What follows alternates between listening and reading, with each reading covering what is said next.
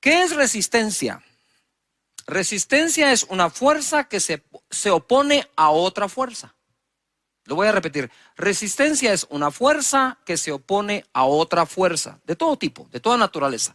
Pero si hablamos de ejercicio, cuando tú estás haciendo pesas, ¿verdad? Y haces pesas para aumentar tu resistencia, tu fuerza, tu potencia, son esas pesas que se hacen de forma lenta y con todo el peso que se puede soportar. Y vas aumentando tu resistencia y cada día puedes aguantar más. Entonces, resistencia es una fuerza que se opone a otra fuerza. Al levantar las pesas, tú estás haciendo eso. En 1 de Pedro capítulo 5, verso 6, dice así: humillados pues bajo la poderosa mano de Dios, para que Él os exalte cuando fuere tiempo. Si estás estudiando las Escrituras, subraya cuando fuere tiempo. Echando toda vuestra ansiedad sobre Él, porque Él tiene cuidado de vosotros. Sed sobrios y velad, porque vuestro adversario, el diablo, como león rugiente, anda alrededor buscando a quien devorar. Estar sobrio y estar velando es lo que a ti te toca. Pero lo que le toca al diablo es devorar. Para evitar que nos devore, debemos ser sabios, debemos de estar sobrios y debemos estar velando. Verso 9, que es a donde quiero ir. Al cual resistid, resistencia, firmes en la fe.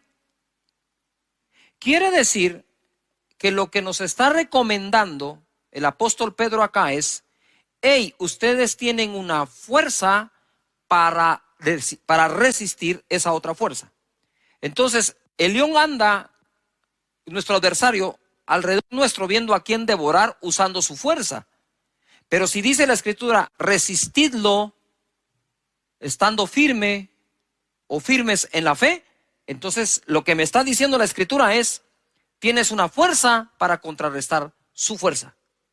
Eso es resistir firmes en la fe, sabiendo que los mismos padecimientos se van cumpliendo en vuestros hermanos en todo el mundo. O sea, no hay a uno que no lo ataque.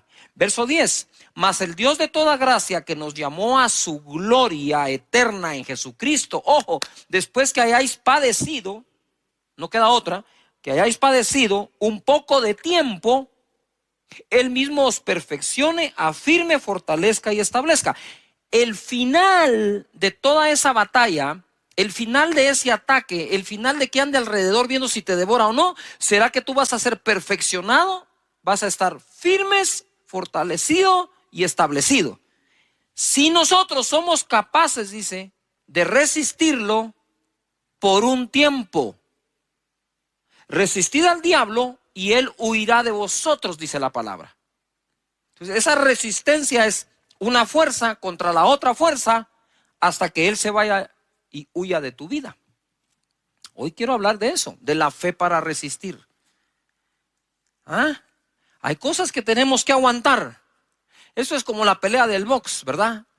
En la pelea de los boxeadores, muchos de ellos cansan a su oponente, deja que lancen golpes y ellos aguantan y resisten y lanzan golpes y lo están resistiendo hasta que ven que ya está debilitado. Entonces contraatacan y chao. Igual aquí dice, tienen que resistir al diablo por un poco de tiempo. Lo que está pasando en el mundo entero va a tomar tiempo salir de allí, pero vamos a tener fe para lograrlo. En Hebreos capítulo 11, verso 1, dice la Escritura: es pues la fe la certeza de lo que se espera, la convicción de lo que no se ve. Y tú me puedes decir, pero Cash, ¿qué tiene que ver esto con lo anterior? Muchísimo, porque dice que lo resistamos firmes en la fe. No dice que lo resistamos firmes en nuestra propia fuerza, sino en la fe.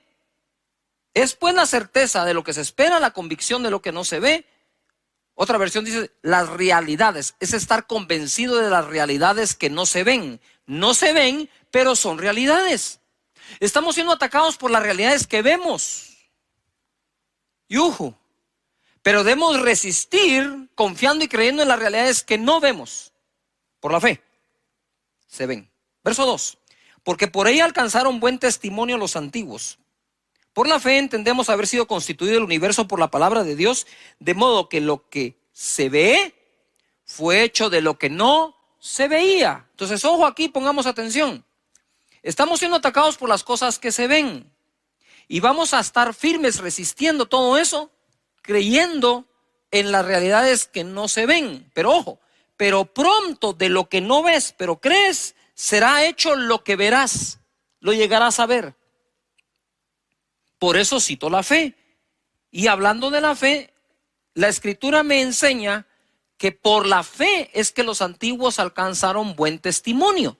Ahora, si nosotros estamos en la era de la fe y de la gracia, pues deberíamos de ser tan exitosos y aún más que aquellos en aquella época, todo lo lograron por la fe. Aún fueron justificados delante de Dios por medio de la fe. Hebreos capítulo 11, verso 8. Quiero hablar del padre de la fe. Abraham, cuando yo llegue al cielo por la gracia y misericordia de Dios, si me deja entrar, lo primero que voy a hacer, entre otras cosas, es conocer a todos estos que están en Hebreos 11. Y hay que empezar por el padre de esa fe, que es nuestro padre Abraham. Por la fe Abraham, siendo llamado, obedeció para salir al lugar que había de recibir como herencia y salió sin saber a dónde iba. Por la fe habitó como extranjero en la tierra prometida, como en tierra ajena, morando en tiendas con Isaac y Jacob, coherederos de la misma promesa, porque esperaba la ciudad que tiene fundamentos, cuyo arquitecto y constructor es Dios. Por la fe también Sara, siendo estéril, recibió fuerza para concebir y dio a luz aún fuera del tiempo de la edad, porque creyó que era fiel quien lo había prometido. Por lo cual también de uno, y ese ya casi muerto, salieron como las estrellas del cielo en multitud y como la arena innumerable que está a la orilla del mar.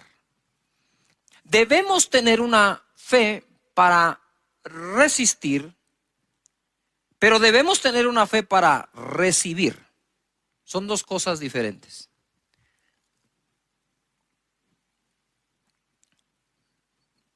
Hace mucho tiempo me topé con un caso en donde fui al hospital a orar por una persona. Esta persona estaba en el intensivo. Y aunque no lo creamos, a veces cuando se ha sufrido mucho, un consejo positivo cae mal.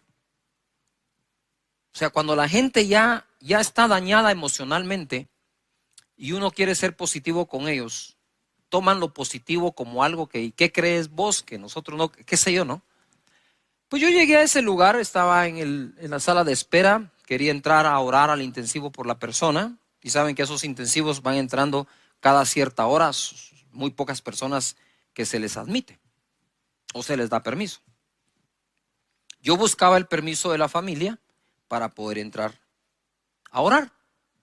Y entonces ellos me dijeron, pero mira, Cash, me dijeron, y nosotros sí tenemos fe. Mira lo que le pasó a mi hija, lo que le pasó a mi hijo, mira cómo estamos. Y me contó todos los problemas de los cuales no habían salido, pero los habían aguantado.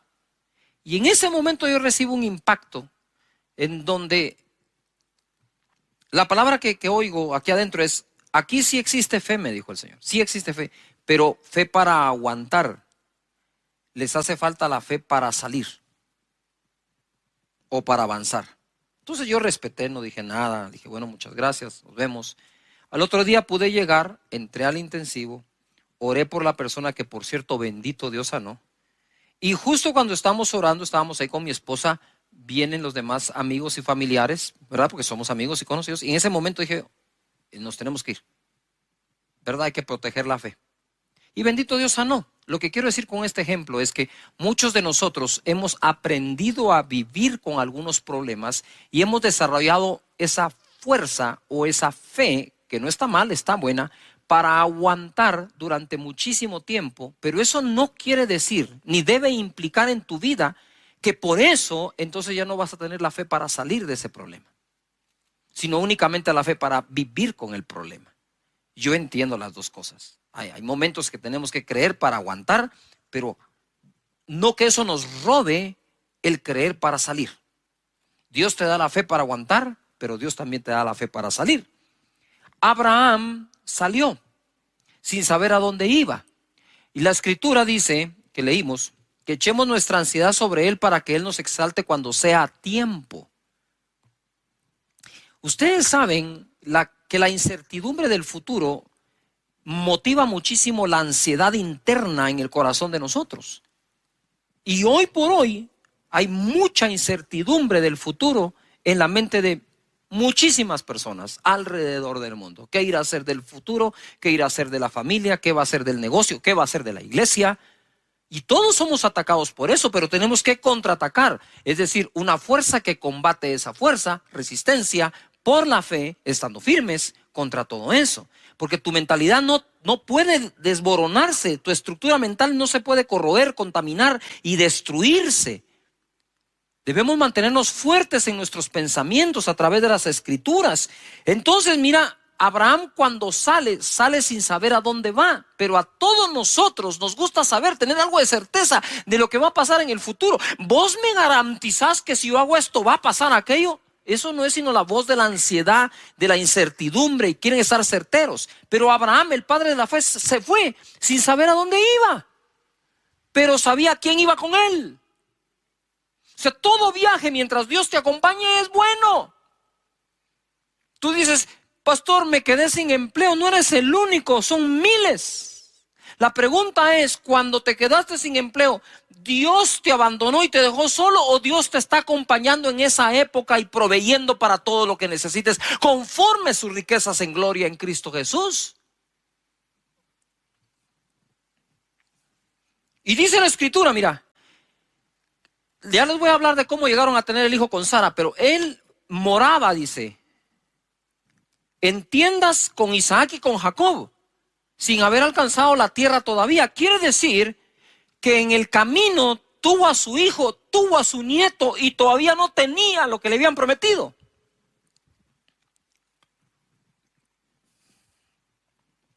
Pero si tienes un destino a dónde ir,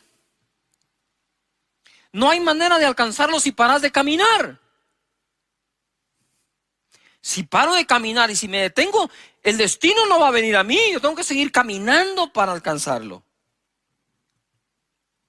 Sara recibió fuerza para concebir, porque creyó que era fiel quien lo había prometido. Y Abraham, ya casi muerto, de él salió una multitud. Yo escribí esto: hoy muchos tienden a querer asegurar su futuro antes de moverse hacia dicho tiempo. Exigimos demasiado la certeza de cosas antes de tomar decisiones. Sin embargo, el padre de la fe salió sin saber a dónde, confiando en Dios. Habitó junto al hijo y nieto en tiendas, esperando lo que Dios prometió. Y ojo, y no encontrando un sustituto para ello. Él esperaba esa ciudad diseñada por Dios, y en el camino pudo haber tenido muchas ofertas para sustituir aquello en lo que estaba creyendo. Tú no puedes aceptar sustitutos de la promesa que Dios te ha hecho a ti. Debes continuar estando firme, resistiendo, aguantando, creyendo hasta alcanzar lo que te prometió Dios. Pero muchos en el camino encuentran sustitutos a lo que Dios prometió.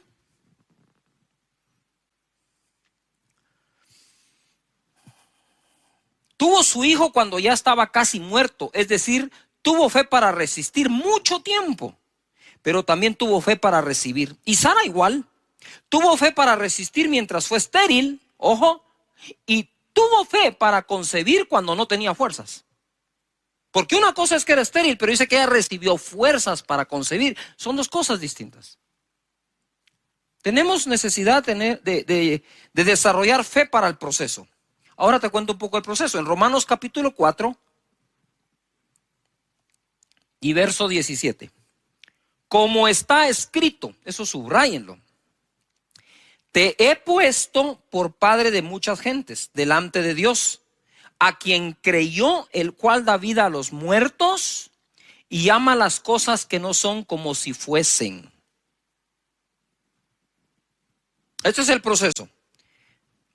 Abraham no se llamaba Abraham, se llamaba Abram. Abram quiere decir el padre es exaltado. Viene Dios y le dice, ya no te llamarás Abram, te voy a poner esta H aquí en medio, te llamarás Abraham, que quiere decir padre de multitudes. Pero Dios llamó a Abraham padre de multitudes sin tener ni un solo hijo. Porque Él llama las cosas que no son como que si fuesen. Y es ahí donde tenemos que resistir a la burla y la argumentación que muchos tienen contra lo que nosotros creemos y nuestra fe. ¿Tú crees que Dios abrió el mar rojo? Ah, pues alguien se va a burlar y dice, ¿cómo se te ocurre? ¿Crees que Jericó se cayó dándole vueltas hasta que se derribaron los muros? ¿Ah? ¿Tú crees que Jesús sanaba enfermos de lejos a los leprosos y ni siquiera tocarlos diciéndole que fueran al sacerdote? ¿Crees que Pedro caminó sobre el agua? Pues esas cosas a la mente de mucha gente son ridículas y entonces nos tratan de ridiculizar en nuestra fe. Pues lo mismo le pasó a Abraham. Yo me imagino que Sara salía y le decía, hey Abraham, que traducido es, hey, padre de multitudes, porque eso significaba padre de multitudes, y todos padre de multitudes, ya está viejito. Ya no puede, sabemos que el otro es estéril y encima de eso orgulloso, ¿verdad? Prepotente, padre de multitudes. ¿Qué se cree este?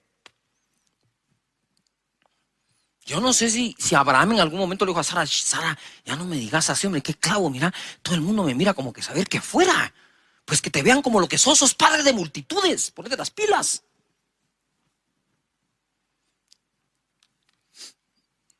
Llama las cosas y lo puso por padre sin tener ni un hijo.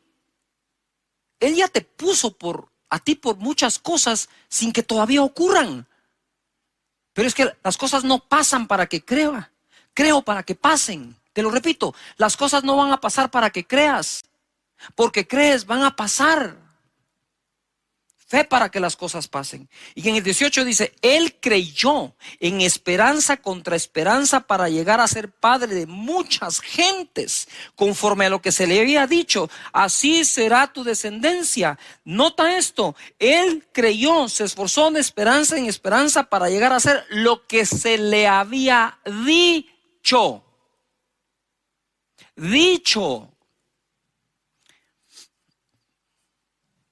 Yo podría decirles, miren mis hermanos, aquí la cosa se va a poner más fea. Espero que aguanten, ¿verdad? Ahí nos vemos en el año 2024, al rato ya salimos. No estamos para eso, las personas que tratamos de buscar a Dios para darte una palabra. Estamos para darte una palabra de fe, que la creas. Entonces él dice que se esforzó de esperanza contra esperanza. Hay una versión que fue escrita de otra forma, dice, él se esforzó de esperanza contra todas las demás esperanzas. No se daba esperanza por el viejito Abraham, pero no necesitaba que nadie se la diera. Él sabía lo que creía y sabía en quién creía. Verso 19, y no se debilitó, yo subrayé la palabra debilitó, en la fe. Eso quiere decir que hay personas que ya se están debilitando en la fe. ¿Cómo? Te voy a enseñar cómo no se debilitó y qué hay que hacer para no debilitarte en la fe. Pongan atención, subrayen, escriban en el chat, no me debilitaré en la fe, no me debilitaré en la fe. ¿Cómo? De esta manera. No se debilitó en la fe al considerar su cuerpo, que estaba como ya muerto, o ya como muerto, siendo de casi 100 años. O la esterilidad de la matriz de Sara. Entonces, ¿cómo una persona puede debilitar su fe? Considerando de más, considerando de una manera incorrecta lo que está pasando. Entonces Abraham dice, voy a llegar a ser, lucho contra todas las esperanzas, voy a llegar a ser el padre de multitudes que Dios dijo que ya soy, hasta me cambió el nombre. Ya yo soy un padre de multitudes y todos. ¿Y dónde está el hijo? Ustedes espérense. Tranquilos, de que lo fabrico. Pero si ya tenés 100 años, entonces, ojo a lo que voy a decir con muchísimo respeto. Abraham, a sus 100 años, dice que no consideró su cuerpo como ya muerto. Y se recuerdan que dice, y ya de él que estaba casi muerto, entonces de ahí sacó una multitud. casi muerto en este contexto es, Abraham ya no podía tener relaciones con Sara, no había forma, ni aunque Sara fuera fértil, él no podía tener relaciones con Sara para poder engendrar un hijo y Sara concebirlo. Pero además no consideró a Sara que estaba estéril. Pongan atención a esto. No consideró ninguna de las dos partes. No consideró lo que le pasaba a él, ni tampoco consideró lo que le pasaba a Sara. Y lo que quiero decirte es, no puedes considerar tú en este momento lo que te pasa a ti y lo que le está pasando al mundo entero, porque eso va a debilitar tu fe. ¡Yuhu! Todo lo contrario, es cierto, sí. Abraham dijo que no, dijo esto no es cierto. Él dijo, no lo voy a considerar de tal manera que el mensaje que reciba es que lo que Dios dijo que iba a pasar es imposible. Claro que es imposible al hombre, pero lo que es imposible al hombre es posible a Dios, dice la Escritura. Entonces vamos a nosotros a leer la Escritura con la manera de pensar que tenemos, o vamos a renovar nuestra manera de pensar por las Escrituras. Pienso de acuerdo a lo que está escrito. Yuhu. Esto está demasiado bueno. No se debilitó al considerar. Entonces, ¿qué hago yo para no debilitarme en la fe? Es no considerar de más todo lo que está ocurriendo. Porque afuera, sí, hay realidades que se ven, pero están escritas para ti realidades que se llegarán a ver. Gloria a Dios. ¿Saben qué? Yo después de predicar este mensaje me voy a sentar a oírme. 20 dice, tampoco. Todos pongan en algún lugar, tampoco. No me debilito y tampoco. Dice, dudó por incredulidad. Es que una vez se debilita la fe, lo que viene es la incredulidad. No se debilitó por incredulidad de la promesa de Dios, sino que se fortaleció en fe, dando gloria a Dios, plenamente convencido. ¡Wow! Esto es una fe para el proceso. De cuando Dios te hable a cuando Dios ocurra, pueden pasar días, semanas, meses, años o generaciones. No vamos a tapar el sol con un dedo. Puede ocurrir. Pero como he dicho yo, si lo que Dios me prometió no se cumple mientras yo estoy vivo, mi mayor herencia va a ser decirle a mis hijos, se va a cumplir mientras tú estés vivo. Y si no se cumple, le vas a decir a mis nietos que se va a cumplir mientras ellos están vivos, porque así fue como Abraham pasó su fe a Isaac y a Jacob.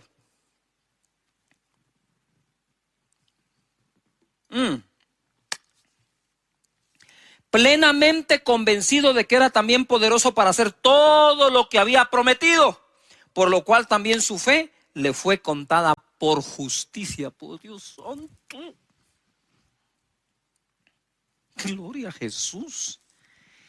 La fe es lo que justifica. Saben, a mí me trauma Hebreos capítulo 11, en el buen sentido de la palabra. Porque me identifico tanto, porque en Hebreos 11 no hay una sola persona perfecta, ni siquiera cerca de la perfección, ni una sola. Y todos fueron justificados mediante la fe. En Hebreos capítulo 11, verso 17. Entonces ahora Abraham por fin se esforzó, llegó a ser padre de uno. Ahora tenía un hijo. Y ahora viene acá y dice, por la fe Abraham cuando fue probado. Muy bien.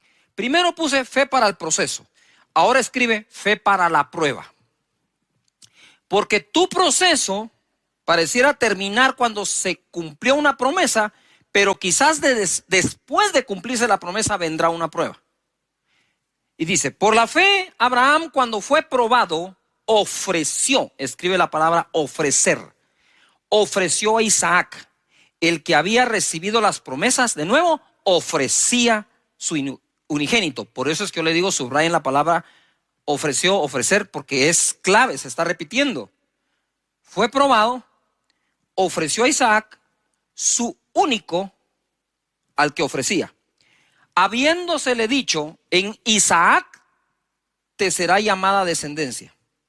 Entonces, la descendencia, ¿de dónde iba a salir ahora? De Isaac. Dios le pide a Isaac y uno podría decir, no, momentito, ¿por qué me vas a pedir Isaac? Si Isaac fue lo que me prometiste, ya me lo diste y ahora Si tú me lo prometiste, me lo diste, ahora, ¿qué voy a hacer yo? Y estuvo dispuesto por una razón. Mira cómo crecía Abraham en fe. Habiéndosele dicho, en Isaac te será llamada descendencia, pensando, pensando, que circular eso, que Dios es poderoso para levantar aún de entre los muertos, de donde en sentido figurado también le volvió a recibir. Por la fe bendijo a Isaac a Jacob y Esaú respecto a cosas venideras. Ay, Padre eterno, no sé qué más decirles. Gracias, Señor Jesús, ¿verdad? Fe para el proceso, fe para la prueba, fe para volver. Lucas capítulo 22, verso 31. Dijo también el Señor: Simón, Simón, he aquí Satanás os ha pedido para zarandearos como a trigo, pero yo he rogado por ti que tu fe no falte. De nuevo, fe. Y tú, una vez vuelto, confirma a tus hermanos. Lo que quiero decir con esto es que probablemente personas que me están oyendo ahora ya perdieron algo o mucho. Pero quiero decirles que estamos orando para que tu fe no falte, y una vez vuelvas, una vez te recuperes, una vez te vuelvas a levantar, sirva lo que pasaste para testificar a los demás y afirmar a tus hermanos, tu familia, tus amigos, tus hermanos en Cristo. Entonces desarrollamos fe para el proceso, fe para la prueba, fe para volver. El colmo de los colmos de la fe es que el escritor de la ley caminó por fe y no por la ley. Te lo voy a leer así rápido porque esto es importante. Hebreos 11:23 dice: por la fe Moisés, cuando nació, fue escondido por sus padres por 3 meses, porque le vieron niño hermoso y no temieron el decreto del rey. Por la fe Moisés, hecho ya grande, rehusó llamarse hijo de la hija de Faraón, escogiendo antes ser maltratado con el pueblo de Dios que gozar de los deleites temporales del pecado, teniendo por mayores riquezas el vituperio de Cristo que los tesoros de los egipcios, porque tenía puesta la mirada en el galardón. Mirada, esta es la clave aquí, mirada. Por la fe dejó a Egipto, no temiendo la ira del rey, porque se sostuvo como viendo al invisible. Paren allí. En el verso 26, quisiera que subrayes o encierres o hagas lo que sea, remarques, mirada. En el verso 27, quiero que subrayes viendo. Él se sostuvo como viendo al invisible. Ese es Dios. ¿Estamos de acuerdo? Pero dice que tenía puesta la mirada en el galardón.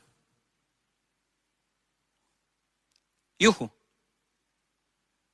Mientras mantengas tu mirada en el invisible, mientras te sostengas como viendo al invisible, creyendo que Dios está contigo, no hay nada de malo que pongas tu mirada en un galardón. Yuhu. No hay nada de malo que pongas tu mirada en estos tiempos en decir: yo creo que en estos tiempos tan malos mis finanzas se pueden multiplicar. Y la gente dice: deja de ver eso. Sí, pero es que yo me sostengo viendo al invisible. Moisés se sostuvo viendo ¿a quién? Al invisible, pero puso su mirada ¿en dónde? En el galardón. Me encantan esos versos porque rompen con la religiosidad. Tú puedes decir: no, eso no es así. Claro, porque tú estás leyendo de acuerdo a lo que ya pensabas, no estás pensando de acuerdo a lo que estás leyendo. Si pensamos de acuerdo a lo que leemos, no hay nada de malo, ahí está escrito. Y es Moisés, autor de la ley, justificado por la fe. Digo yo: Moisés, ¿qué haces aquí en Hebreos 11? Si tú eres autor de la ley. Sí, pero aunque escribió la ley, solo se puede salvar por la fe. Por la fe celebró la Pascua, dice, y la aspersión de la sangre, para que el que destruía a los primogénitos no los tocase a ellos, y declaramos y creemos que no va a tocar nuestra morada todo esto. Por la fe pasaron el mar Rojo como por tierra seca, e intentando los egipcios hacer lo mismo, fueron ahogados. Es que miren, hay fórmulas que no le van a funcionar sino solo a los que creen en Dios y su palabra. Hebreos 11:32. ¿Y qué más digo? Porque el tiempo me faltaría contando de Gedeón, de Barak, de Sansón, de Jefté, de David. Todos ellos tuvieron fe para aguantar, tuvieron fe para resistir, pero tuvieron fe para triunfar. Gedeón estaba escondiendo en el lagar el trigo, porque los madianitas venían y lo saqueaban. Y el pueblo del Señor estuvo seguro en Gosén. Ahí está, en Gosén el pueblo. Y está escondiendo el trigo Gedeón. Tuvo fe para aguantar. Pero un día el Señor le va a dar la victoria después de que él viene, se le presenta, Gedeón le ofrenda y entonces le revela la estrategia. Gedeón tenía 32,000 personas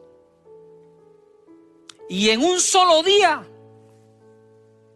le diezmó el ejército, y en otra instrucción de 32,000 personas, Gedeón se quedó con 300. ¿Qué era eso para combatir a los madianitas?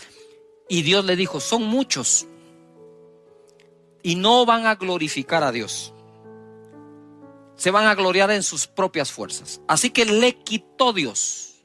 A veces Dios quita, entre comillas, para poder ser Él glorificado y que tú lo conozcas más y que para Él no hay nada imposible. ¿Qué ocurre acá? Se queda con 300 y termina venciendo a los madianitas, donde los mismos ellos mismos se confunden entre ellos y se matan a espada entre ellos. No tuvo que hacer nada más Gedeón que obedecer a Dios. Es impresionante cómo alguien puede tener fe para aguantar y a veces le falta fe para salir. Tienen fe para resistir y les falta fe para triunfar. Te repito de nuevo ahora, el boxeador puede hacer que su enemigo se canse dándole golpes, aguantando los golpes. Y una vez agotado el enemigo, contraataca. Resistamos, dice, en la fe, fuerza que combate otra fuerza. Gedeón empezó a poner excusas. No, yo soy pobre, el menor de mis hermanos. Pues si dice la Biblia que todo el pueblo empobrecía, no había nada extraordinario en que lo fuera también.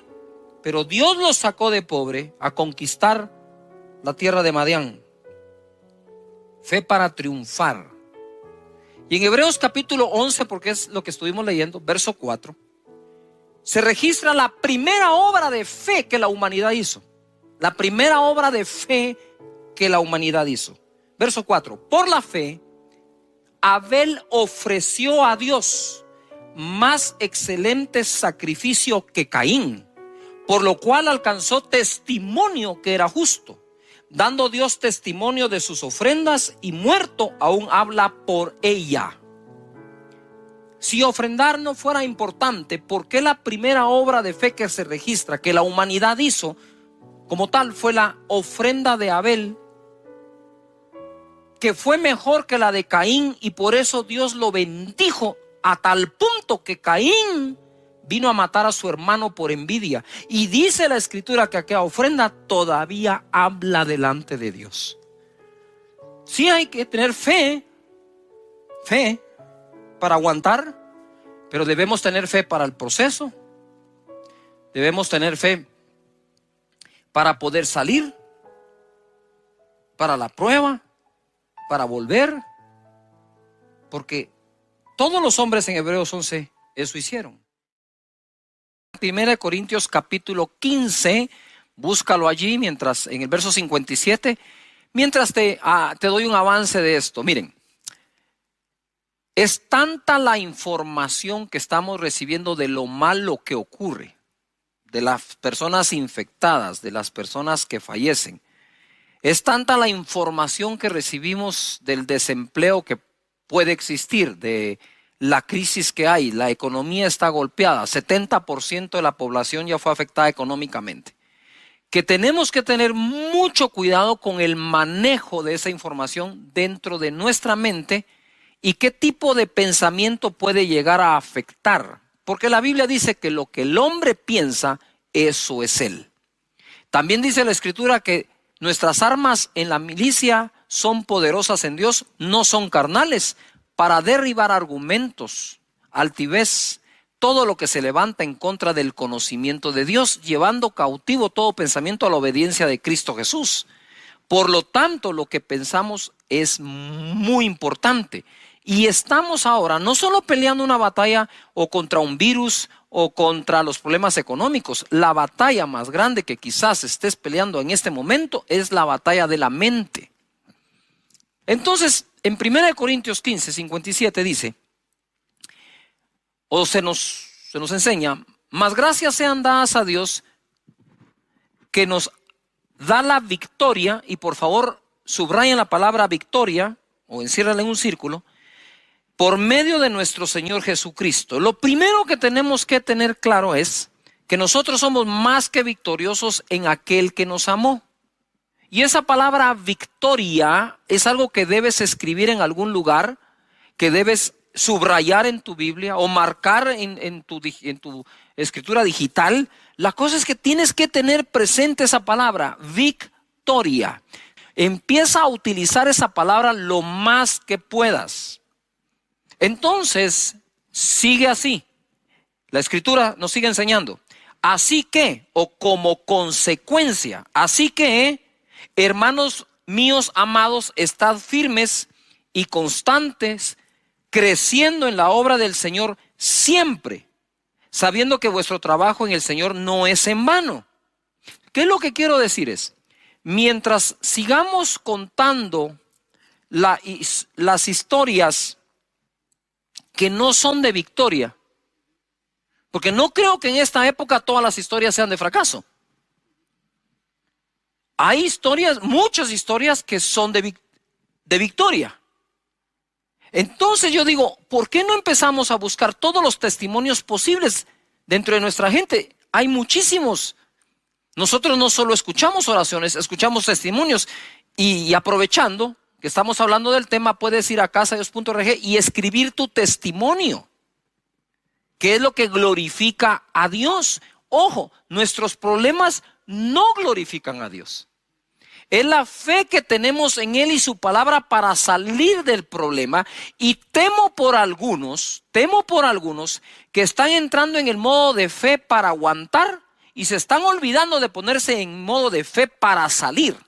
No es lo mismo tener fe para aguantar un problema que tener fe para salir del problema. Nos urge movernos a un modo de fe para salir y no solo para aguantar. Si te acostumbras a solo aguantar, pronto será tu nuevo normal el andar aguantando. Y si bien es cierto, hay que aguantar, hay que resistir, pero es creyendo que vas a salir. Entonces, en los casos de victoria, dice, me recuerdo, dice, o nos enseña la victoria que Dios nos dio en Cristo Jesús, así que por eso debo estar firmes. Quiere decir que los casos de victoria nos inspiran a estar firmes, a ser constantes y a seguir creciendo, sabiendo que nuestro trabajo no es en qué, en vano. Debemos buscar testimonios de victoria. Escríbelos, coméntalos, agarra tu celular, manda un testimonio de victoria a tu grupito del chat. Les quiero contar que bendito Dios, tuve este milagro, me pasó esto, me pasó lo otro.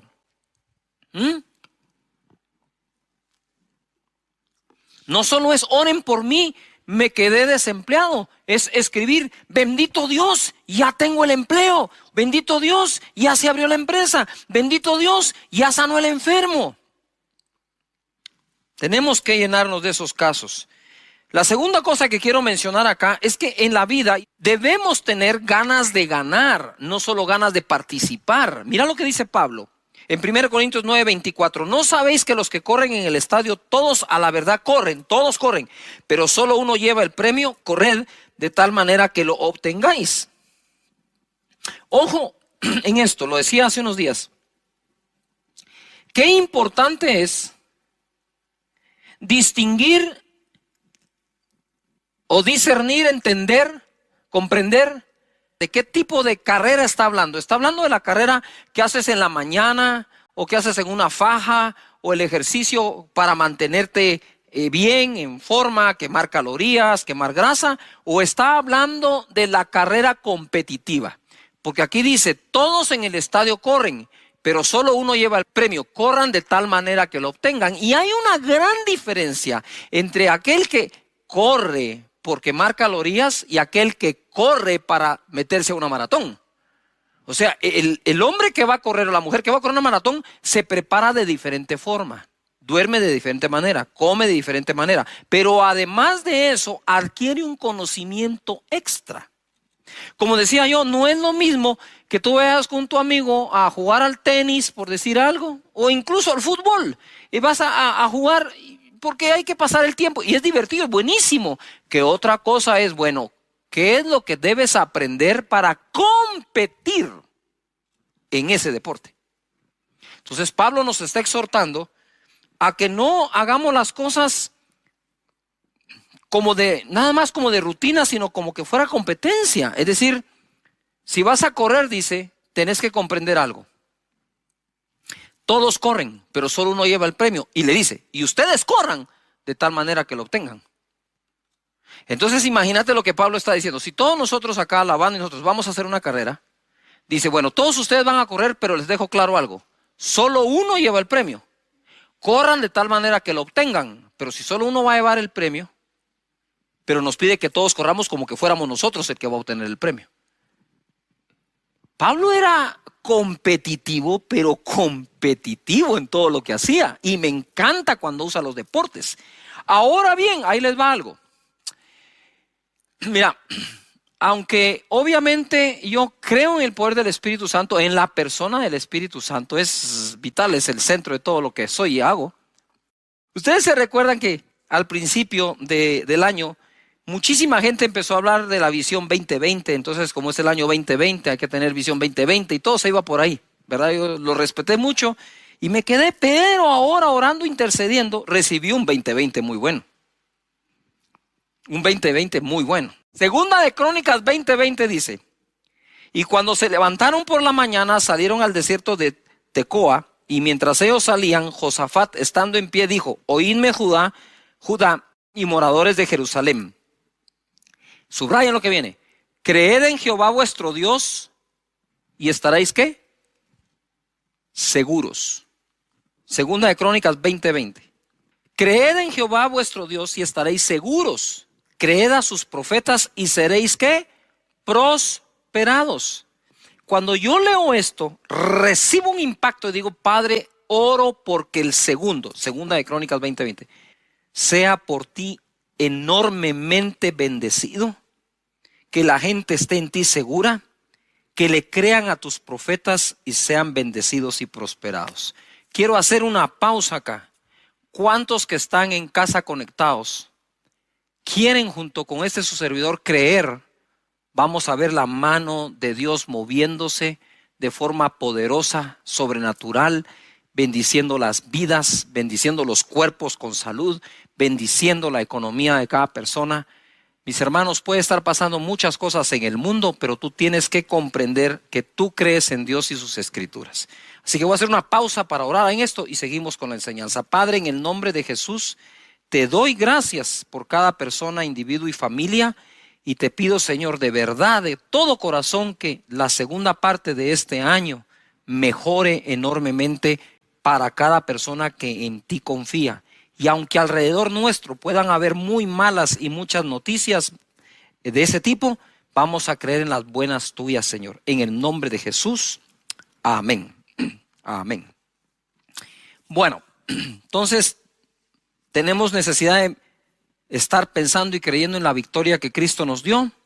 Estamos creyéndole a Dios por un tiempo mejor. Y ahora quiero hablarles dentro de este tema, de algo que es importante desarrollar en el carácter nuestro. Mira, Yo no creo haber dejado de ser pastor de jóvenes, pero cuando oficialmente eso era lo que hacía como tal, yo me di cuenta de algo. En esa época en que el joven y la jovencita quieren encontrar pareja, novio, novia, hacen como que su listado de todo lo que quieren tener, ¿verdad? Yo no sé si ustedes están como que ilusionados por qué hombre quieren como novio, qué mujer como novia, pero normalmente hacen su listado, ¿verdad? Tienen sus sueños, su anhelo. Entonces está aquella jovencita que dice, yo quiero primero se ponen espirituales, ¿va? Porque no, eso no falla. Señor, que te ame a ti sobre todas las cosas, ¿verdad que sí? Que te sirva de todo corazón. Pero de ahí tienen su listado. A mí me gusta alto, moreno, rubio, ojos claros, ojos oscuros. Y que trabaje y que sea, ¿verdad? Que sea esforzado, y hacen todo su listado. Pero digo yo, y yo le enseñaba a los jóvenes, antes de hacer el listado de lo que quieres recibir y que la pareja tenga, haz el listado de lo que tienes que ofrecer. Yujo. Y les digo esto en son de broma, pero a la vez en serio, porque había una jovencita que, Cash, mira, estoy orando por mi novio, seguramente Dios tiene mi pareja y yo quiero que sea trabajador y que tenga una maestría. Le digo, mira, discúlpame, le digo yo, pero a mí en tu casa me han contado que no te está yendo bien en los estudios, eso sí, tenés el listado de lo que querés, de lo que demandás, pero no has hecho el listado de lo que ofreces. Y así nos pasa en todos lados. La gente está buscando un trabajo y lo primero que hacen es, bueno, ¿cuánto paga? ¿A qué hora entro? ¿A qué hora salgo? ¿Cuál es el día libre? ¿Qué ofreces? Y esta época no está para andar demandando mucho, está para incrementar nuestra oferta. Para eso tenemos que agregar valor a nuestra vida, valor a nuestro conocimiento para tener algo mejor que ofrecer. Porque si hay una crisis de empleo, no te puedes dar el lujo de no incrementar aquello que tengas o puedas ofrecer. En 2 de Reyes capítulo 4 verso 1 dice, una mujer de las mujeres de los hijos de los profetas clamó a Eliseo diciendo, tu siervo, mi marido, ha muerto. Y tú sabes que tu siervo era temeroso de Jehová y ha venido el acreedor para tomarse 2 hijos míos por siervos o esclavos. Y Eliseo le dijo, ¿qué te haré yo? Declárame qué tienes en casa. Y ella dijo, tu sierva ninguna cosa tiene en casa, sino una vasija de aceite. Al parecer la mujer se dio cuenta que sí tenía algo después de declarar que no tenía nada. Porque de verdad que una pequeña vasija con aceite era insignificante para la crisis que le había dejado el marido. Hay cosas que a mí me cuesta comprender. Dice que esta es mujer de uno de los hijos de los profetas. Y le dice a Eliseo, tu siervo. Entonces el marido de esta mujer era siervo de Eliseo. ¿Sí? Y Eliseo fue un hombre acostumbrado a ver el poder de Dios sobrenatural. Pero el hecho que veamos o deseemos ver el poder sobrenatural de Dios no nos exime de ser sabios, inteligentes en lo que hacemos y prepararnos. Esa mezcla es la mezcla que siempre he tratado de buscar en la vida. Dios es sobrenatural y hará lo sobrenatural. Pero Moisés incluso fue educado. ¿Y qué de Sadrach, Mesach y Abednego? ¿Y qué de Daniel? ¿No buscaban la sabiduría de estos jóvenes? El mismo Nabucodonosor, el rey de Babilonia, buscaba la sabiduría que estos tenían. Entonces es una, ¿cómo dijera eso? Como encontrar ese punto de equilibrio, porque Dios te da lo sobrenatural como te da el conocimiento y la ciencia y la inteligencia y el consejo y la prudencia. Es el mismo Dios que hace una, es el mismo Dios que te da la otra también. Y no entiendo cómo este hombre, siendo se supone discípulo de Eliseo, dejó endeudada a la viuda. Me cuesta entenderlo. Muchísimo. Pero, ¿verdad? ¿Por qué cuesta entenderlo? Por ese estereotipo que tenemos de los hombres de Dios que no pueden fallar en nada. Eso es una gran mentira. Fallamos en muchísimas cosas. Somos vulnerables igual que todos. Cometemos errores igual que todos. ¿Verdad? Entonces este hombre quizás cometió ese error de dejar endeudada a la viuda y ahora venía un problema mayor. tenía que pagar la deuda entregando a sus hijos como esclavos.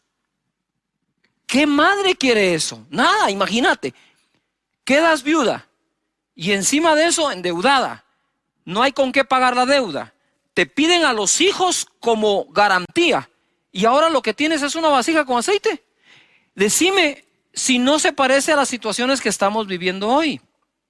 Quiero decirte que el luto que la humanidad está viviendo hoy no se trata solo de un ser querido que pudo haber fallecido. El luto se suman muchos, la pérdida del trabajo, la pérdida de una oportunidad que justo era en ese momento cuando todo empezó. Hay muchas cosas pasando y por eso le decía, la batalla mental es muy fuerte y tenemos que pelearla llenando nuestra mente de palabra de Dios, de escrituras, de promesas de Dios, de confianza en Él. Verso 3. El profeta le dijo, ve y pide para ti vasijas prestadas en todos tus vecinos. Vasijas vacías, no pocas, le dijo. Entra luego y enciérrate tú y tus hijos y echa en todas las vasijas y cuando una esté llena, ponla aparte. Le dio hasta un método para hacerlo. Y se fue la mujer y cerró la puerta, encerrándose ella y sus hijos. Y ellos le traían las vasijas y ella echaba el aceite. Cuando las vasijas estuvieron llenas, dijo a uno de sus hijos, tráeme aún otras vasijas. Él le dijo, no hay más vasijas. Entonces cesó el aceite. Vino ella luego y le contó al varón de Dios, y el cual dijo, ve y vende el aceite y paga a tus acreedores, y tú y tus hijos vivid de lo que quede. ¿Ya se dieron cuenta ustedes la combinación entre lo sobrenatural que ocurrió? Eliseo le dijo, ¿sabes qué? Toma esa vasija, pide prestadas vasijas vacías de todos tus vecinos, no pocas sino muchas, y empieza a llenar. Cada vez que termines de llenar una vasija, ponla aparte. Y entonces cuando ya llenaron las que tenían, la mujer le dice al hijo, a uno de ellos, ve y trae más vasijas, y al hijo, ya no hay vasijas, se acabaron. Entonces dice él, cesó el aceite. Y viene el profeta y le dice, bueno, ahora vende todas. Eso es una instrucción. ¿Qué es lo que a la gente no le gusta? A la gente le gusta, el milagrote, pero las instrucciones ya no. Y es ahí donde la cosa ya no funciona. Entonces la instrucción es, vende las vasijas, paga la deuda. Y con lo que quede, vive tú y tus hijos. Pero ¿qué hace la gente hoy? Todo lo contrario, ¿verdad? Toman para vivir como quieren y a ver si queda para pagar la deuda. Totalmente al revés de lo que el profeta dice. Ahora entendemos lo que hace un rato dije. Crean los profetas y serán ¿qué? Prosperados. ¿A quién le creyó aquella mujer? Al profeta Eliseo. ¿Y qué ocurrió? Ocurrió el milagro, pagó la deuda y le quedó para vivir. Hay que ser sabios en el manejo del presupuesto. Hay que ser sabios en el manejo del presupuesto. Todo el tiempo debemos serlo. Ahora ojo acá. Me impresiona que el marido de aquella mujer no pudo hacer en vida por ella lo que Dios hizo habiendo quedado viuda usando solo una vasija de aceite.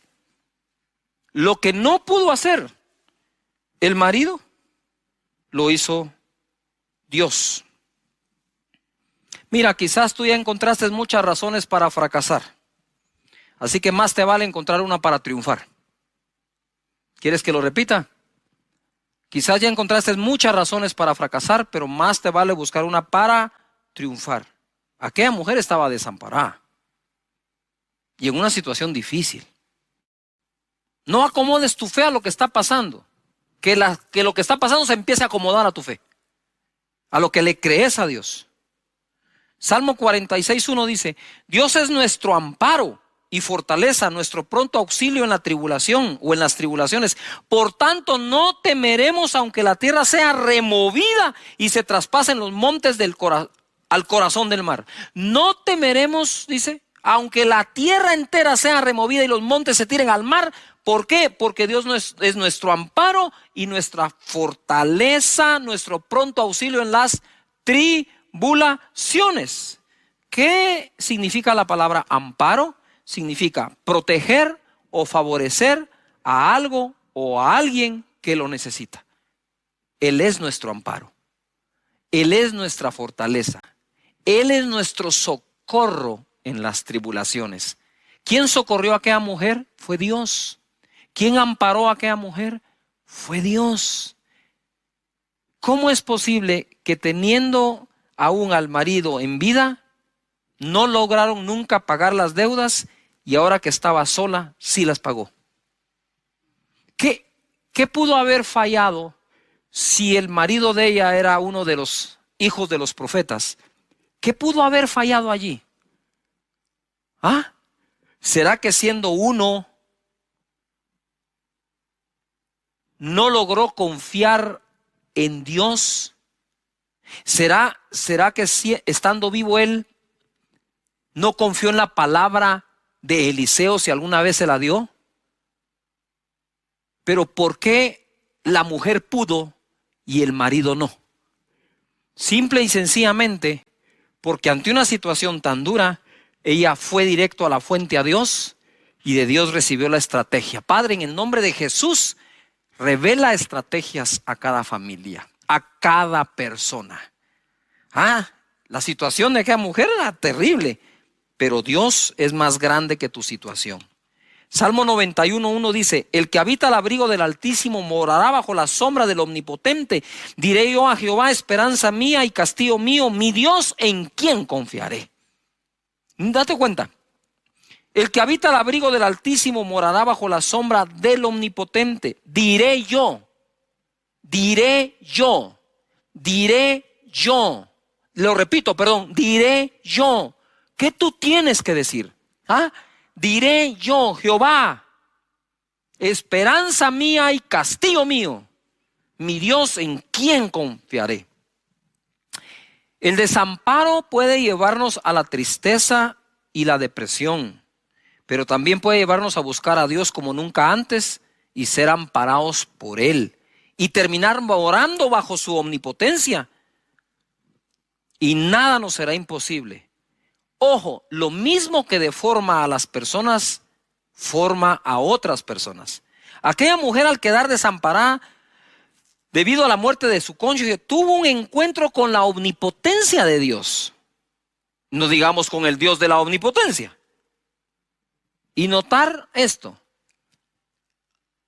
Personas, por ejemplo, cuando lo rechazan, de verdad se vuelven personas resentidas, malas, haters. Pero otros, cuando han sido rechazados, se vuelven empáticos, aman al prójimo, y lo mismo que deformó a uno es lo mismísimo que formó al otro. Hijos que que vimos disuelto el hogar de nuestros padres, nos convertimos en personas de bien, y otros, por menos de eso, se convirtieron en personas de mal. Aquella mujer se pudo haber convertido a saber en qué. Al quedar viuda, desamparada, se pudo haber amargado, y no que los profetas, sino que, y que era tu siervo, mira lo que está pasando. Nosotros conocemos la buena historia en medio de la crisis, pero pudo haber sido una mala historia también. Eso va a depender de la reacción que tú tengas ante todo lo que está pasando a tu alrededor. Lo que ofrecemos ensancha nuestro camino. Proverbios 18:15 dice: el corazón del entendido adquiere sabiduría, y el oído de los sabios busca la ciencia. La dádiva del hombre le ensancha el camino y le lleva delante de los grandes. Adquiere sabiduría y ciencia, dice. Mas la dádiva, ¿qué es lo que dice? La dádiva del hombre le ensancha el camino. En Proverbios 3:16, ¿qué es lo que debes adquirir? Proverbios 3:16 dice: largura de días está en su mano derecha, en su izquierda riquezas y honra. El contexto es: bienaventurado el hombre que adquiere sabiduría y obtiene inteligencia, porque entonces tendrá largura de día en su mano derecha, riquezas y honra en la mano izquierda.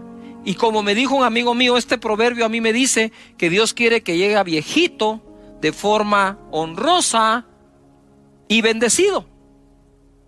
Y en el Proverbios 22:4, que es de mis favoritos, dice así: riquezas, honor y vida son la recompensa, la remuneración de la humildad y del temor de Jehová.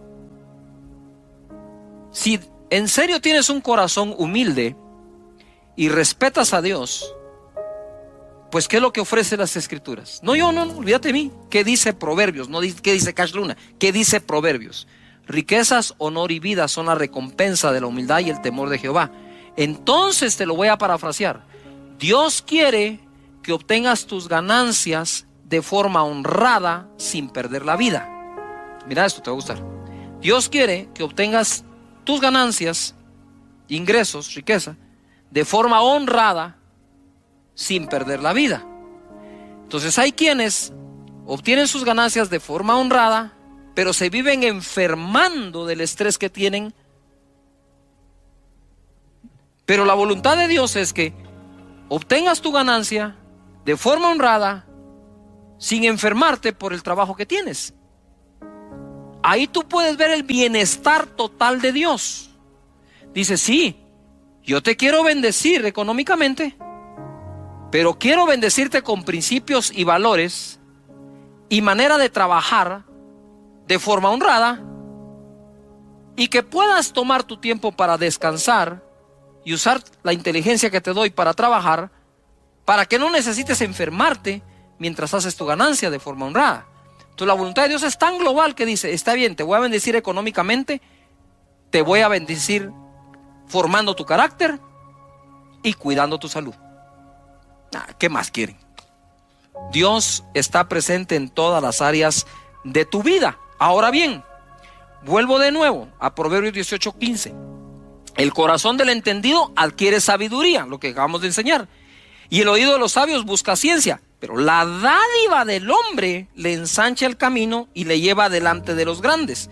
Entonces puedes ser muy sabio, puedes tener mucho conocimiento, pero lo que te lleva delante de los grandes hombres es lo que das. Lo que das me refiero a lo que ofreces. Yuhu. Es esa oferta que brindas de tus servicios, de tu trabajo, de lo que sabes hacer o de lo que estás aprendiendo a hacer. Eso es lo que te ensancha el camino, dice la Escritura. Mira, dice acá la palabra en Proverbios 18:15, ahí mismo, pero en la versión Dios habla hoy: los sabios e inteligentes adquieren los conocimientos que buscan. Con un regalo se abren todas las puertas y se llega hasta la gente importante.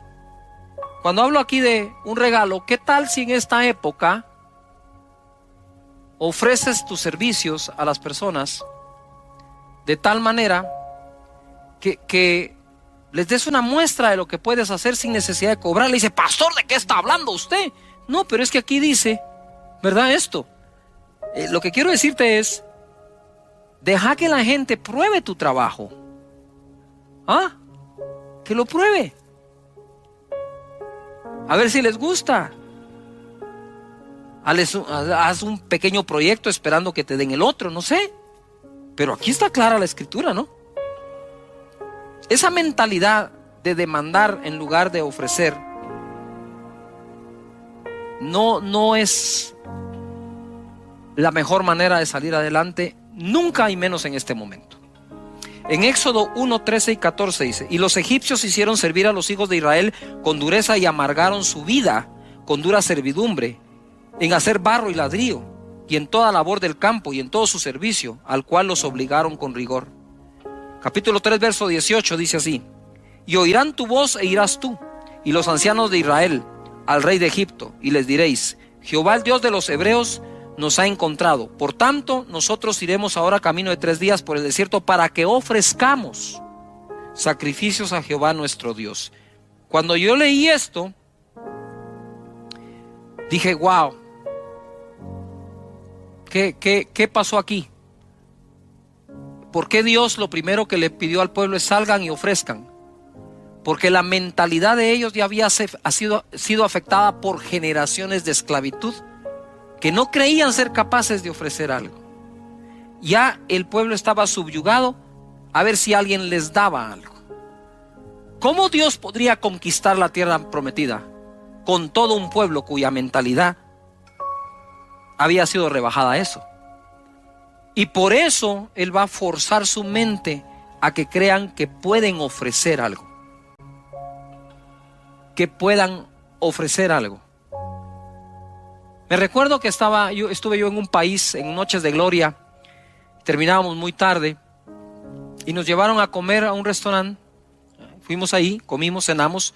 Ya era muy tarde y nos sirvieron muy bien. La atención fue espectacular. Y entonces yo le dije al mesero: mire, fíjese que nosotros, ese día todavía no había Noches de Gloria, era otro día. Le dije: fíjese que mañana tenemos un evento y vamos a salir bastante tarde. ¿A qué hora cierran ustedes?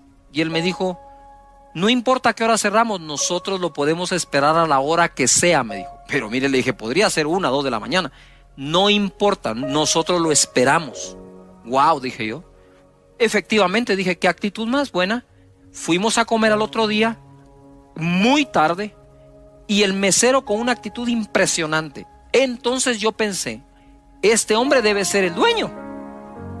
Y le pregunté: mire, ¿usted es el dueño de este restaurante? No, me dijo, yo no soy dueño, soy un mesero. ¿Y por qué se queda tan tarde? Mire, me dijo, es que si tiene tiempo le cuento la historia así breve. Me dijo: yo fui un empresario, gané mucho dinero, vino la crisis, vino la espiral, todo se vino abajo. Yo solía ir 4 veces al año a Estados Unidos a vacacionar con mi familia, me dijo. Y entonces sí, le dije, pero este es el único empleo que tengo ahora, me dijo. Mi empresa cerró, quebré. Así que si usted quiere y su equipo venir a comer a las 3 de la mañana, aquí vamos a estar a las 3 de la mañana, no importa. Y yo me fui de espaldas. Dije, este hombre se va a volver a levantar seguro. Porque no está pensando sino en qué tiene que ofrecer. Yo quisiera orar hoy por todos ustedes para que Dios les bendiga en su vida física, salud, familiar, como esa viuda, pero que no crean que están desamparados porque están amparados por Dios. Y que Dios bendiga tu iniciativa, tu trabajo de tus manos y salgas adelante. Y que te dé ideas para tener algo que ofrecer. ¿Les parece que oremos? Padre, en el nombre de Jesús, muchas gracias por la vida. Gracias por las oportunidades y los ejemplos que en las Escrituras encontramos, como esta viuda. Señor, que sepamos que tú eres el amparo nuestro y el amparo de todos. Señor, en el nombre de Jesús, te pido para que exista paz en el corazón y en la mente de las personas. En el nombre poderoso de Jesucristo, muchas gracias.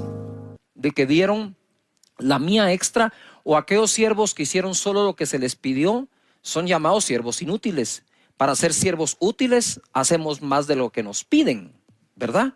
Esa es la enseñanza de Jesús, tanto a los líderes como a seguidores, como a todas las personas. Debemos aprender este principio para todos nosotros. Luego de eso vimos cómo fue promovido David. David no fue promovido por lo que el papá le ordenó hacer, lo hizo, fue al campamento de sus hermanos que estaban en batalla contra Goliat. Él llevó unos quesos, unos panes y regresó con prendas de sus hermanos para decirle a su padre que ellos estaban bien. Pero fue promovido porque él mató a Goliat, que nadie se lo pidió, él mismo se ofreció a hacerlo. Y de tal manera que cada uno de ellos fue recibiendo la promoción porque hizo más allá de lo que se les pidió. Entonces ahora quiero, habiendo resumido un poco esto, continuar ese mensaje que dimos. En Génesis capítulo 22, verso 8, ustedes se recordarán que tuvimos o tenemos la historia de Abraham cuando Dios le pide a su hijo y va a subir el monte para sacrificarlo. Entonces ahora ya me voy yo a ese momento en que sube con su hijo Isaac. Y respondió Abraham porque le dice Isaac: ¿y dónde está el cordero o lo que vamos a sacrificar? ¿No? Y entonces Abraham le contesta: Dios se proveerá de cordero para el holocausto, hijo mío. E iban juntos. ¿Tú te imaginas para Abraham subir el monte y contestarle al hijo: Dios se proveerá cordero para el sacrificio, tú tranquilo, hijo mío? Y el hijo no sabía lo que le podía esperar. En el verso 9, cuando llegaron al lugar que Dios le había dicho, edificó allí Abraham un altar y compuso la leña y ató a Isaac su hijo y lo puso en el altar sobre la peña. Y extendió Abraham su mano y tomó el cuchillo para degollar a su hijo. 11. Entonces el ángel de Jehová le dio voces desde el cielo y le dijo: Abraham, Abraham. Y él respondió: heme aquí. Y dijo: no extiendas tu mano sobre el muchacho ni le hagas nada, porque ya conozco que temes a Dios, por cuanto no me rehusaste tu hijo, tu único. Entonces alzó Abraham sus ojos y miró, y he aquí en sus espaldas un carnero trabado en un zarzal por sus cuernos. Y Abraham fue y tomó el carnero y lo ofreció en holocausto en lugar de su hijo. O sea, sustituyó al hijo por un carnero, cosa que Dios no le pidió. Dios no le pidió el carnero, que quede claro. Esto ya es de la voluntad de Abraham, más allá de la obediencia de Abraham. Y llamó a Abraham el nombre de aquel lugar: Jehová proveerá. Por tanto se dice hoy, en el monte de Jehová será ¿qué? Provisto. Y llamó el ángel de Jehová a Abraham por segunda vez desde el cielo. ¿Se recuerdan que la palabra Jehová Jireh, Jehová proveerá? Ese nombre fue mencionado por Abraham hacia Dios ese día. Y de ahí todo, sí, Jehová Jireh, Jehová Jireh. Y a veces no sabemos de dónde viene. Viene de esto. En el verso 16 le dice el ángel: por mí mismo he jurado. Anota esa palabra, jurado. Pone, jurado. Por mí mismo he jurado, dice Jehová, que por cuanto has hecho esto, que fue sacrificar el carnero, y no me rehusaste tu hijo, tu único hijo, el cual Dios le pidió, de cierto te bendeciré y multiplicaré tu descendencia como las estrellas del cielo y como la arena que está a la orilla del mar, y tu descendencia poseerá las puertas de sus enemigos. Le he puesto por título la enseñanza de hoy: el día que Dios juró. Él dice que nosotros no podemos jurar, simple y sencillamente porque, ¿por qué podemos jurar? Sin embargo, Dios, no encontrando otro mayor que Él por quien jurar, juró por sí mismo. Mira, una cosa es cuando Dios nos habla y nos hace una promesa, otra es cuando la jura. Sabemos que aunque no lo jure, Él las va a cumplir, porque Dios no miente. Pero entonces, ¿por qué jura? Dice que el juramento se pone para el final de toda discusión, como para decir: mira, te estoy pidiendo que me creas y por lo tanto te lo voy a jurar. Eso lo hace Dios. Nosotros los hombres, dice Él, no juréis, pero Él sí lo hace. Ahora, aquí quiero que noten algo que es bien importante. En Hebreos capítulo 6, verso 13, el escritor de Hebreos va a citar este mismo hecho o este acontecimiento. Pero para que quede claro a qué se refiere con que te bendeciré, porque eso es muy amplio. O sea, Dios te bendiga, eso es muy amplio. No sé si me explico. Otra cosa es, por ejemplo, cuando le dijeron a María: y bendito sea el fruto de tu vientre. Entonces, cuando Hebreos, o el escritor de Hebreos, va a citar esto, dice de esta manera, o lo escribe de esta forma. En el verso 6 del capítulo, en el verso 13 del capítulo 6. Porque cuando Dios hizo la promesa a Abraham, no pudiendo jurar por otro mayor, juró por sí mismo, diciendo: de cierto te bendeciré ¿con qué? Abundancia, y te multiplicaré grandemente. Este escritor, para dejarnos claro a qué se refería cuando dice te bendeciré, él dice te bendeciré con abundancia. Yo quiero pedirles un favor a todos. En esta época que estamos viviendo, ya hay gente que se autoabandonó. Dijo: no hay nada que hacer, no hay nada por qué luchar, que esto se quede así, ya definitivamente no voy a encontrar trabajo, no puedo abrir una empresa. Y yo digo, si ya encontraste 10 razones para fracasar, más te vale que busques una buena razón para triunfar.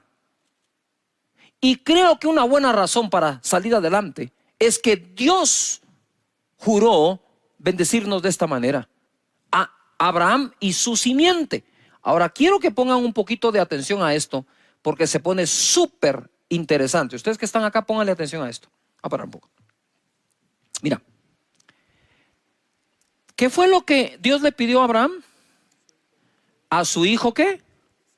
A su hijo Isaac, a su único. Lo va a presentar en sacrificio cuando el ángel le dice, hey, no hagas eso, no hagas eso. Ya yo sé que temes a Dios al no rehusarle al hijo único. Entonces él voltea a ver, encuentra al carnero trabado en un zarzal, lo toma y lo sacrifica en lugar del hijo. Entonces, por la fe se dio por sacrificado Isaac, ¿verdad? Pero aunque no lo sacrificó, pero es un carnero el que sacrifica. Y le dice Dios, por cuanto hiciste esto de sacrificar al carnero, pon atención, y no rehusarme a tu hijo, de cierto te bendeciré con abundancia y multiplicaré tu descendencia. Ojo, porque esto se pone interesante y fenomenal. A mí me palpita algo aquí adentro. Dios hizo de Abraham un hombre muy rico y lo hizo un gran ganadero. ¿Se recuerdan? Eso surge del sacrificio del carnero. Le dice, te bendeciré con abundancia. Se refería a la multiplicación de ese carnero. Y multiplicaré tu descendencia. ¿Por qué tu descendencia? Porque le ofreció a su hijo. Entonces iba a ser bendecido en su descendencia e iba a ser bendecido en todo lo que significaba o representaba el carnero. Pero nosotros debemos ser sinceros con Dios y decirle, Señor, me urge que bendigas la economía de mi casa, de mi hogar, de mi empresa. Ustedes saben que solo en Guatemala, según las noticias nos dicen, el 70% de la población ya fue afectada económicamente. Si pretendemos salir de forma natural, es difícil que lo logremos, pero si nosotros vamos delante de Dios como fue Jacob, ¿sí? Como fue Abraham, como fue Isaac, que de hecho somos tan bendecidos como ellos, porque el libro de Gálatas dice que la bendición de Abraham nos fue dada a los gentiles en Cristo Jesús. En ese monte donde ocurrió eso, no porque fue al monte y dijo, voy a subir al monte a hacer una declaración. No, él no subió a hacer al monte una declaración, él subió al monte a ofrecer. Y ofreció a su hijo, a quien le dijo, hey. Dios no ha pedido sacrificios humanos, solo hizo para probar a Abraham. Era su único. Y al ponerlo ahí, Dios le dijo, voy a multiplicar tu descendencia por cuanto no me negaste al hijo. Y te voy a bendecir con abundancia por cuanto sacrificaste el carnero. Las dos cosas, el carnero eran el trabajo, el negocio, digamos, al que Abraham se dedicaba. Y el hijo su descendencia. Dios bendiga nuestra descendencia y bendiga nuestro trabajo. Así que escríbelo. Dios bendice mi descendencia. Dios bendice el fruto de mi trabajo. Escríbelo allí. ¿Esto está bueno o no?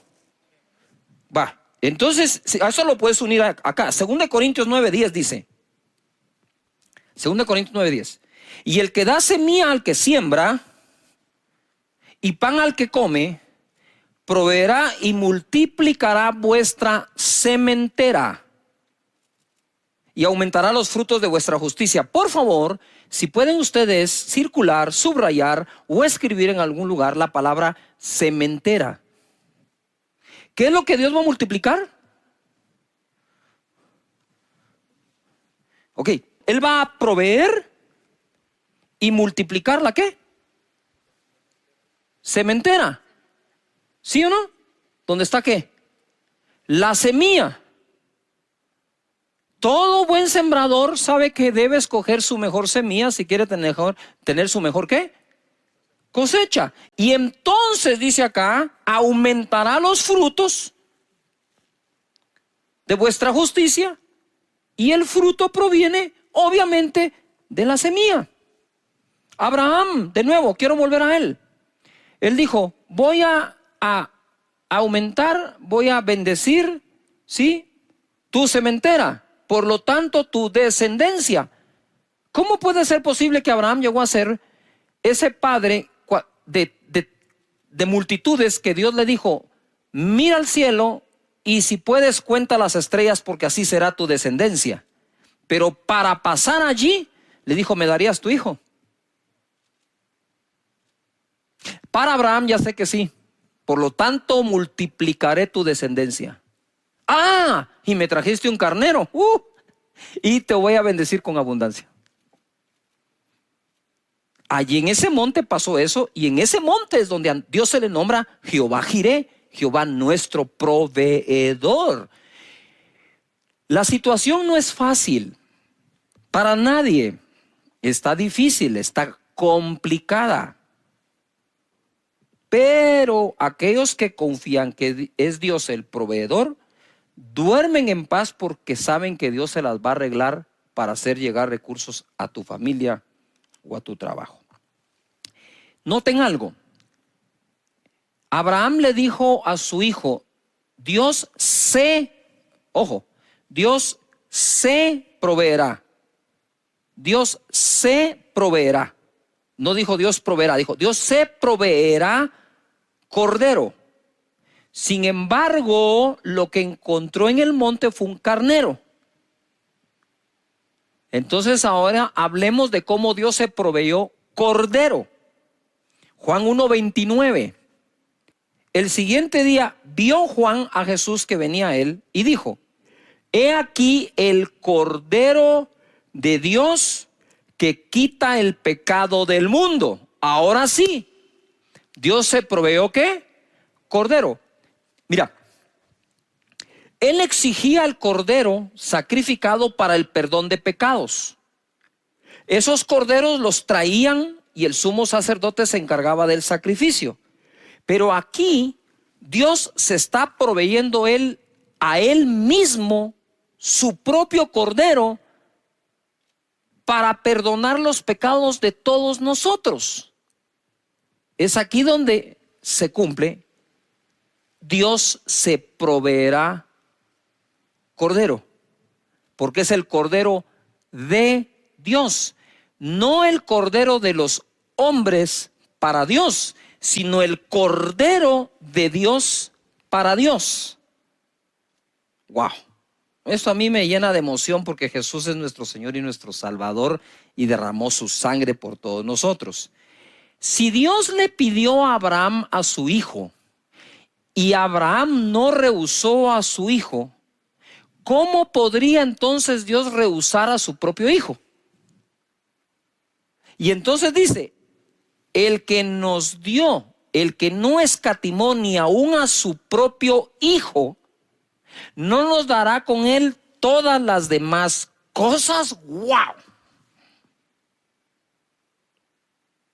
Y ojo, Abraham tampoco escatimó a su propio hijo y Dios le proveyó todas las demás cosas.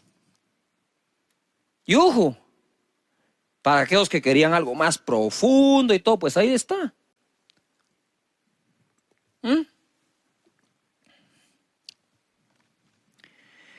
Es impresionante lo que ocurre con Jesús, Cordero sacrificado. Efesios 5:1.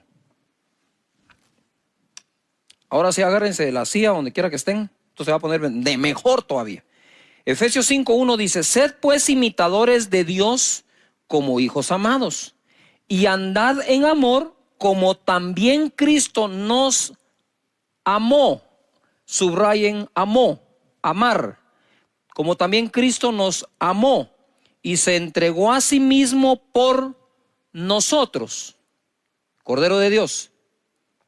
Lo que viene, por favor, subráyalo, porque esto te va a quitar algunas cosas que en la mente quizás te han puesto personas que sin leer tan solo dan opiniones. Subraya lo que viene, creo que va a ser muy edificante para tu vida. Él se entregó a sí mismo por nosotros, ofrenda. ¿Qué palabra está ahí? ofrenda, estoy hablando de Jesús, sacrificio a Dios en olor fragante. Entonces, ese sacrificio que Jesús hizo en la cruz fue la ofrenda de Jesús para con su Padre. El equivalente a lo que Abraham iba a hacer con Isaac. Dios no lo dejó, dijo, si no me rehusó su hijo Abraham, viene Dios y no nos rehúsa a su propio hijo. Mira, una cosa es creer en el sacrificio que Jesús hizo, y otra cosa es ver el amor de Dios de haberlo entregado por nosotros. Si hay algo que el ser humano no aguanta, es ver a sus hijos sufrir. Yo quisiera que nos pusiéramos a pensar por un momento qué vivió, qué sintió, por qué pasó Dios Padre cuando vio a su hijo en la cruz del Calvario. Es que nosotros, como leemos el verso y lo hablamos, hoy estaba yo orando al Señor y le decía, Padre, yo quiero orar a ti. Y cuando oro normalmente uso los versículos porque me amparo en lo que está escrito para que mi oración sea más eficiente o más eficaz delante de Dios. La oración eficaz del justo puede mucho. Entonces le digo, antes de empezar a hablarte, Señor, yo sé que cito tu palabra cuando oro, pero no la quiero citar como que te estuviera predicando. Ya. Sino la quiero citar como aquel que la está creyendo, que te estoy creyendo a ti. Y mientras leía este verso decía, Señor, ¿qué pudo haber sentido el Padre de ver a su hijo en la cruz del Calvario? Espérame, porque el que lo dio, de tal manera amó Dios al mundo que dio a su hijo, el que lo dio fue el Padre. No sé si me logro explicar. Jesús en la cruz del Calvario, que puso su vida voluntariamente, nadie me la quita, yo la pongo para volverla a tomar, dijo, fue entregado por el Padre.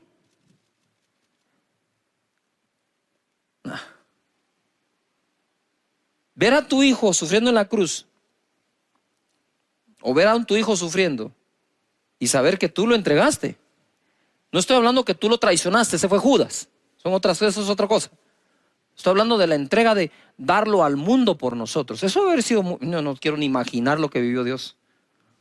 Claro, él sabía que si Abraham creía que al entregar a su hijo Dios era capaz de devolvérselo de entre los muertos, ¿cómo no lo habría de creer el Padre de Jesús, sabiendo que sí habría de resucitar? Pero aunque vaya a resucitar, no podés obviar y quitar de en medio su sacrificio y su sufrimiento.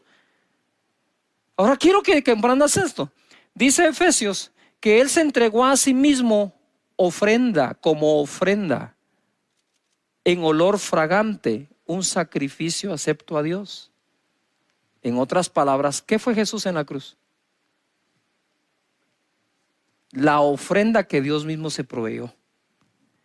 Yo digo, Padre, pero si nosotros podemos ofrendarte, ¿por qué te tenías que proveer tu propia ofrenda? Y ahora tiene sentido cuando Él dice, Él da semilla al que siembra.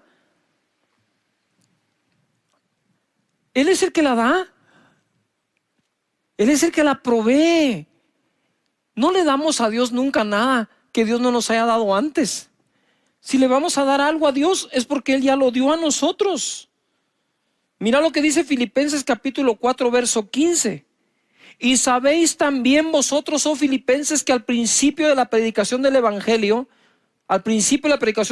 cuando partí de Macedonia, ninguna iglesia participó conmigo, ninguna iglesia participó conmigo en razón de dar y recibir, sino vosotros solos. No podemos esperar que todos comprendan esto, porque el mismo Pablo dijo, ninguna participó conmigo, solo una. Solo una tenía ese entendimiento en aquel entonces, los filipenses. Y no es que busque dádivas, sino que busco fruto que abunde en vuestra cuenta. Pero todo lo he recibido y tengo abundancia, estoy lleno, habiendo recibido de Epafrodito lo que enviasteis, olor fragante, sacrificio acepto, agradable a Dios. El mismo calificativo que le dio al sacrificio de Jesús en la cruz, sacrificio agradable a Dios en olor fragante, es el mismo calificativo que le da a nuestras ofrendas. Entonces, mientras algunos te pueden criticar por hacerlo, juzgar, señalarnos, perseguirnos, Dios dice, no. Eso es sacrificio agradable a mí en olor fragante. Lo que enviasteis. Y cuando dice enviar, como que estamos en esa época, ¿no? De buscar la manera de enviar la ofrenda.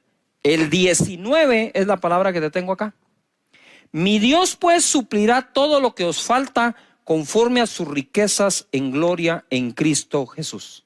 Mi Dios pues suplirá todo lo que os falte conforme a sus riquezas en gloria en Cristo Jesús. Y aquí quiero hacer una pausa en esto y quiero regresar a cuando estaba diciéndoles, cuando oro le digo, Señor, voy a usar las escrituras, las uso, Señor, tu palabra dice, tu palabra, ¿verdad? Pero no como predicándole a Él, sino como recordándome en lo que estoy creyendo. Y de pronto orando, siento un impacto que algunos han perdido su sinceridad para hablar con Dios. Tú puedes decir, bueno, esto se acabó, hay que cerrar el negocio. Sí, pero no la provisión. Y como que, ahora vamos a ver qué pasa. Señores, no entren en ese estado. Esto va a durar más tiempo. Y tenemos que acudir al Señor. Y ser sinceros, Señor, decíselo. Sí me preocupa mi situación económica. Hemos estado tensos en casa, discutimos, pero hemos llegado a un acuerdo que te vamos a creer a ti con todo el corazón. ¿Qué nos cuesta ser sinceros con Dios en lugar de andar fingiendo que somos los superhombres y supermujeres super mega espirituales cuando por dentro estamos afligidos, tenemos afán, preocupaciones? Vamos delante de Dios. Vamos delante de Él y digo, Señor, bendice a tu pueblo, bendice a tu gente, Señor, multiplícales. Mira, Proverbios 27:18 nos enseña, quien cuida la higuera de su pueblo, comerá su fruto. Quien cuida una higuera come de su fruto. Y el que mira por los intereses de su Señor tendrá honra.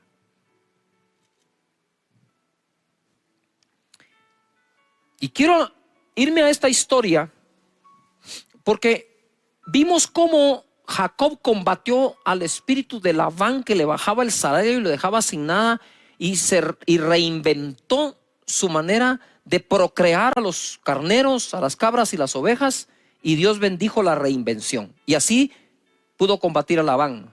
Pero ahora vamos a aprender cómo se combate a Madián. Jueces 6, verso 1. Los hijos de Israel hicieron lo malo ante los ojos de Jehová, y Jehová los entregó en mano de Madián por 7 años. No fueron 3 meses, no fueron 6 meses, no fue un año, fueron 7. Y la mano de Madián prevaleció contra Israel, y los hijos de Israel, por causa de los madianitas, se hicieron cuevas en los montes y cavernas y lugares fortificados. Pues sucedía que cuando Israel había sembrado, subían los madianitas y los amalecitas, y los hijos del oriente contra ellos subían y los atacaban. Y acampando contra ellos destruían los frutos de la tierra hasta llegar a Gaza. Y no dejaban que comer en Israel ni ovejas, ni bueyes, ni asnos. Porque subían ellos y sus ganados y venían con sus tiendas en grande multitud como langostas, y ellos y sus camellos eran innumerables. Así venían a la tierra para devastarla. De este modo, empobrecía a Israel en gran manera por causa de Madián. Y los hijos de Israel clamaron a Jehová.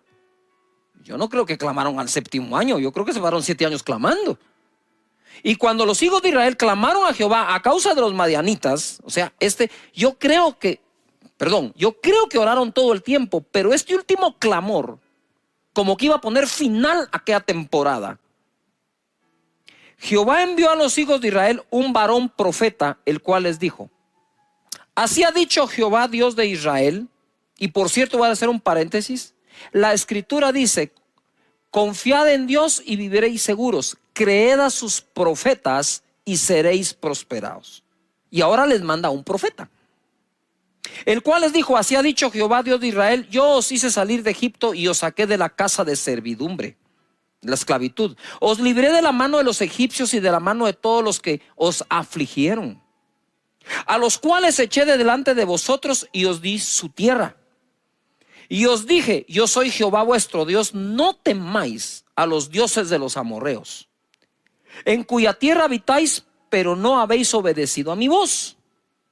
Y vino el ángel de Jehová y se sentó debajo de la encina que está en Ofra, la cual era de Joás Ebieresita, y su hijo Gedeón estaba sacudiendo el trigo en el lagar para esconderlo de los madianitas. Había que esconder eso poco de comida que quedaba, porque los madianitas se lo llevaban.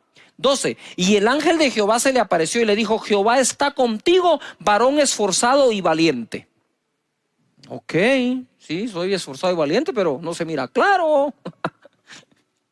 Y Gedeón le respondió: Señor mío, si Jehová está con nosotros, ¿verdad? Yo le hubiera dicho: y además tú decís que soy varón esforzado y valiente, ¿por qué nos ha sobrevenido todo esto? ¿No creen ustedes que nosotros también tenemos esa duda?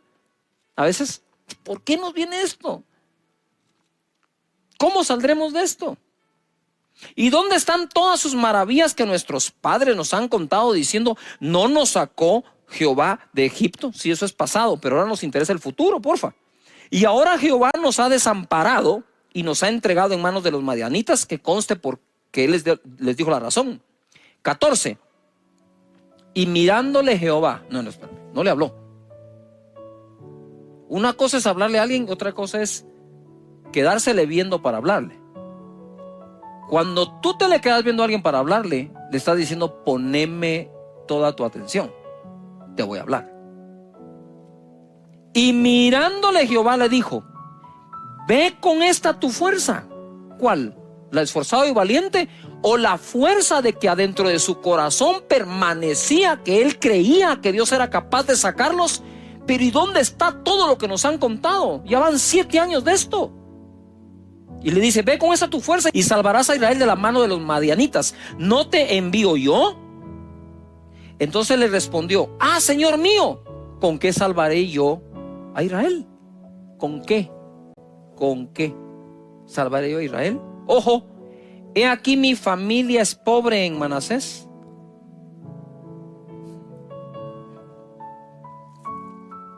Y yo el menor de la casa de mi padre. Pregunto, a ver, estudiantes. He aquí mi familia es pobre y yo el menor. ¿Y quién no estaba pobre después de 7 años de haber sido saqueados? Yo no estaba diciendo nada nuevo, ni estaba diciendo nada que los demás no estaban padeciendo. Mi familia es pobre en Manasés y yo el menor en la casa de mi padre. 16. Jehová le dijo: ciertamente yo estaré contigo. Eso te debe bastar. Y derrotarás a los madianitas como a un solo hombre. Y él respondió: yo te ruego que si he hallado gracia delante de ti, me des señal de que